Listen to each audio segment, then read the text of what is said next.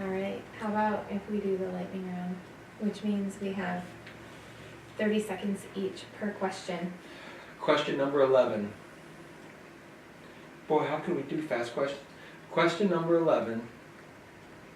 Would you do this for the rest of your life if you never got paid? Do what?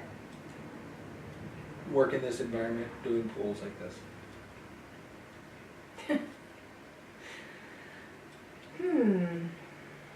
Question number 12.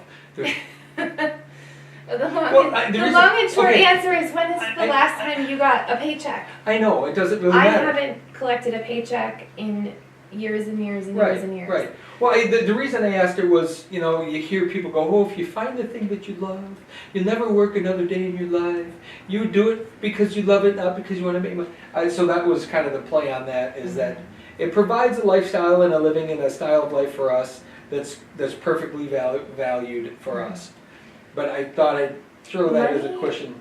Money has gotten very abstract for me, and I like it that way. I don't have an accountant's mind, even though I am the company accountant. I wouldn't give it that title. But what money does is, I haven't taken a paycheck for a long time, but my living needs are met. Buying food, having housing, all of those fundamental basics, they're just covered, and that goes without saying. And the rest of the money is invested in people. It's invested in training new people, in giving people experiences, in providing gifts or doing thoughtful things and gestures. So I don't need to go home at the end of the day and count my money or look at a spreadsheet. What I have gained through our certain way and the way that we run our company is a life where I don't even think about it anymore. Question 12. What does living in the yummy mean to you? I have moments just about every day where I am content and enjoying life to some extent. Enjoying is a very relative term. Sometimes it's like with giddy excitement, and sometimes it's just peaceful and calm.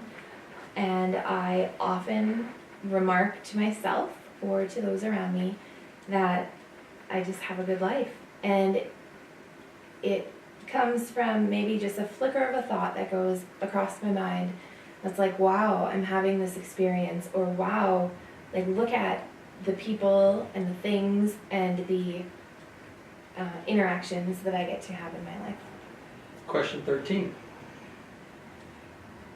Name one person that you've had in your life that you wish you could share this experience with and this style of living with, that maybe you never will be able to. Wow, that is a hard... Or name 20. That's a hard I know question. there's probably a lot when versus you one. start a question like that, I immediately go to people who have passed on before they had the chance to live as long as I have. So there's always a bit of the thought that a couple of people that I grew up with have passed on right after high school, and then one in our mid-20s. And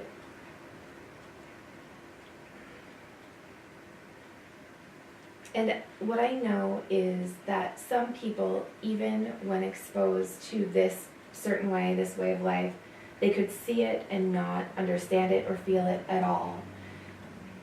And I believe it's my continual hope, or the reason that I keep sharing with so many people, whether or not they seem like they can tune into it, is because if I can show up and twinkle and one person can get a glimpse of something more or something awesome, it may just open that window a little bit. So I certainly appreciate and send in good vibes and wishes, my thankfulness for my life and everything in it. And I, talk to those who have passed on from time to time. I am sad when people are so closed off that they're not even living when they're still here. Question 14. Shifting gears into the industry a little bit, not quite so personal. What do you think that the average pool company could do tomorrow to start shifting into living this way? Wake up. Just wake up to the possibility that you're in your own way. And I know a lot of people probably know that and may not know what to do about it. Being paralyzed with fear, with the numbers, with obligations, with a sense of urgency and stress that's not there.